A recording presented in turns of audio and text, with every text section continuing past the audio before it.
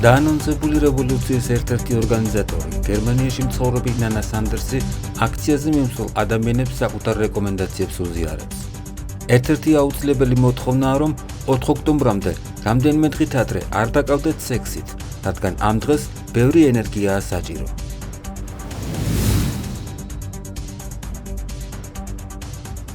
არ დაკავდეთ წინა დღეებში სექსით. ენერგია 4 ოქტომბერს დასაგროვებელი და საჭირო. ჩვენ ჯარისკაცებმაც ავიკრძალოთ. საქართველოს ჭირდება ასე. არ მოხვიდეთ ხაჭაპურებით, ლობიანებით და მაკარონებით ნაჭამი. ეცადეთ ნახშირწყლები ნაკლები მიიღოთ. გადამუშავებას დიდი ენერგია მიაქვს.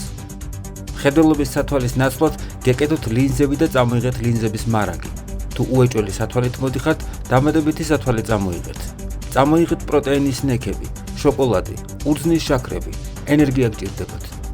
4 ოქტომბერს გავდივართ რუსული რეჟიმის დასასრულებლად და ბავშვები დატოვეთ ყველა მსახლებში. არავინ გარისკოს ბავშვის სიცოცხლე.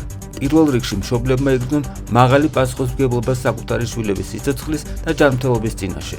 ასევე არავინ გაბედოს ჭკუის სწავლება და მშვიდობის მტრედება მებრძოლებთან. ქალი კაცი ჩვენ არ ვიცით. მტერი მტერია. მტერს სქესი, ეროვნება და ასაკი ჩვენთვის არ გააჩნია. 4 ოქტომბერს ვიბრუნებთ ჩვენს სახელმწიფოს.